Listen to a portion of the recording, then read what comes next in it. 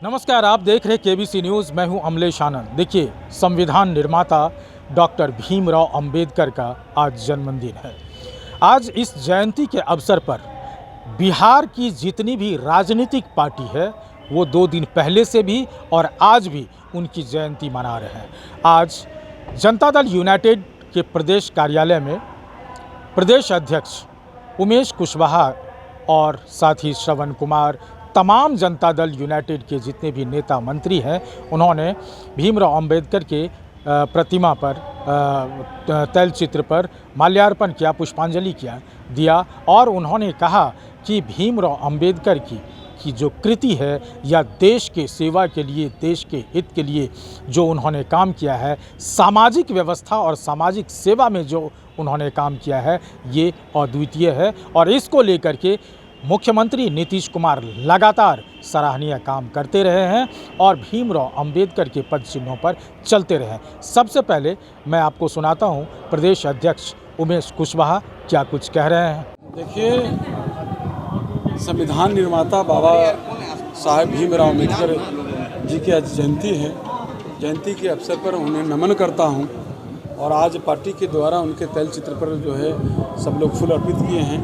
हम तो यही इस अवसर पर कहना चाहते हैं कि आज भले ही महापुरुषों के नाम लेने वाले और भी नेता मिल जाएंगे, दल मिल जाएगा, लेकिन उनके आदर्शों के, उनके विचारों को, उनके सपनों को सजाने वाले एकमात्र नेता नीतीश जी हैं। और इस हर कोई की बात नहीं है, ये बस की बात नहीं है कि उनके सपनों को अपना जीवन का उद्देश्य बनाना, इस सबकी बस की बात नहीं। लेकिन हमारे नेता ने, माननीय मुख्यमंत्री नीतीश कुमार जी ने, जो उन्होंने भीमराव अंबेडकर साहब के विचारों को, आदर्शों को जो ज़मीन पर उतारने का काम किया है, और जो हमारे बाबा साहब ने जो संसद में जो उन्होंने आरक्षण दिया, जो हर एक मतदाता को, हर व्यक्ति को एक वोट देने का अधिकार दिया, और उसके माध्यम से उन्होंने संसद में जो अधिकार दिया, आरक्षण दिया, जो वंचित उपेक्षित जो समाज को सुनिश्चित किया, वह हमारे नेता माननीय मुख्यमंत्री नीतीश कुमार जी जो है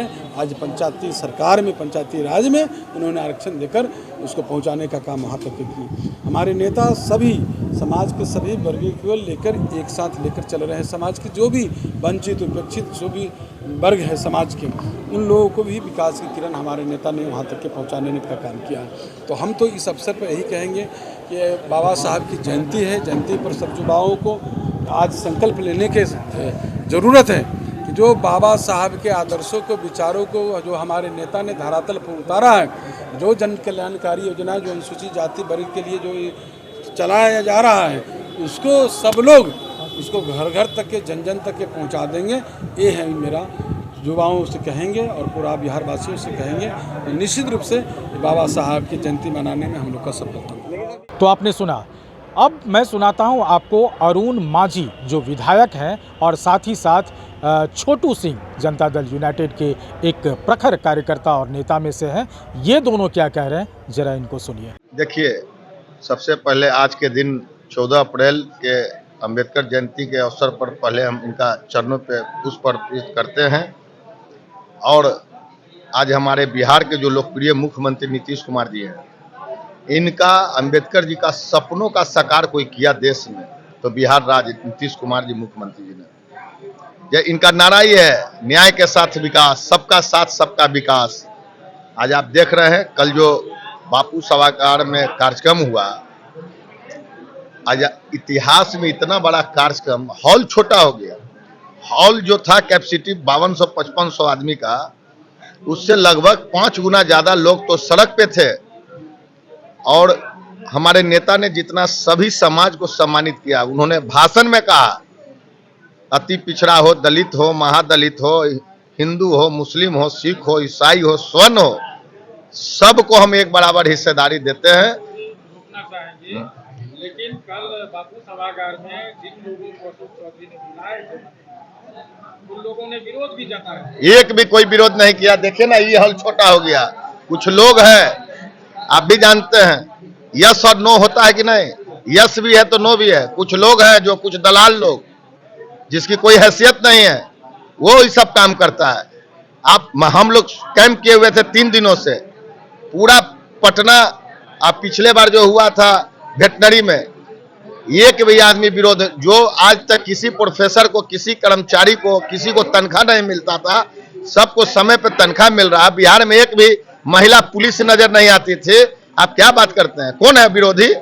देखिए, अंबेडकर की जयंती पर सब लोग क्या करते हैं नहीं करते हैं, बाकी लोग दिखावा करते हैं, लेकिन अंबेडकर के सही विचारों पर चलने वाले अगर किसी पार्टी का सुप्रीमो है, कोई नेता है, तो बिहार के मुख्यमंत्री माननीय नीतीश कुमार जी हैं।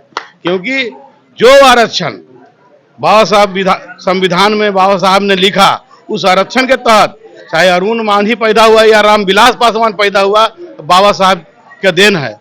लेकिन जब बिहार के मुख्यमंत्री नीतीश कुमार बने, तो जो एकल पद में आरक्षण था बिहार में, जिससे कि मुखिया, सरपंच, प्रमुख, चेयरमैन जैसे कुर्सी पर बैठने का काम किया, बैठाने का काम किया, तो नीतीश कुमार जी ने बैठाने का काम किया।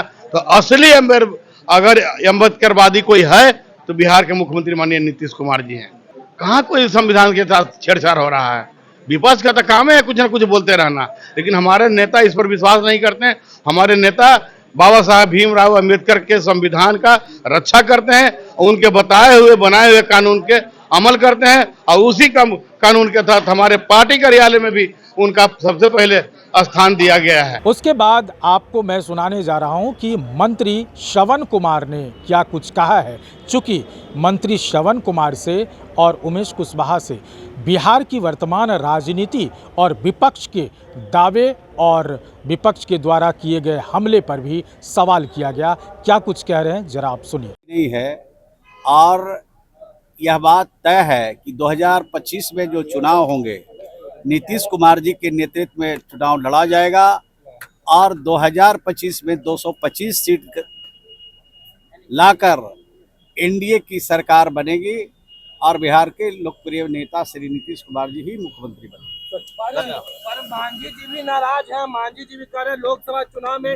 वादे कुछ किए थे और किए कुछ नहीं ये लोग। सब हाल हो जाएगा, चिंता मत कीजिए, समय आने दीजिए। सब मिल करके बिहार में चुनाव लड़ेंगे और एनडीए के साथ सब लोग लड़ेंगे और 2025 में 225 सीट जीतेंगे और विपक्ष का सारा खेला खराब हो जाए। मांझी जी कह रहे हैं लोकसभा में 2 लोकसभा सीट है, ये राज्यसभा की बात हुई थी, हम लोगों को नहीं मिला। 20 सूत्री कमेटी बनाया गया, उसमें भी जगह नहीं दिया गया है। इस तरह की जानकारी मुझे नहीं है, मिलेगी तो आपको बताएंगे। चलिए, धन्यवाद।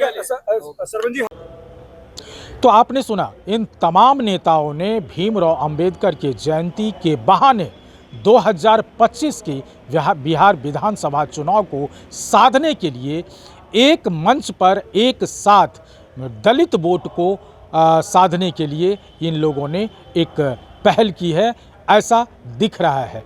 इस पर नेता प्रतिपक्ष तेजस्वी यादव हो या फिर विपक्ष के जो कोई भी नेता हो, उनके हमले का भी शिकार होते रहा है सत्ता दल। इसके बीच दोनों का सामंजस्य कैसे बन पाता है और 2025 की चुनाव की रणनीति के साथ साथ चुनाव हासिल करने में कितनी मदद मिलती है भीमराव अंबेडकर के पदचिन्ह, ये देखने वाली बात होगी। अमलेश आनंद, केबीसी न्यूज़, पटना।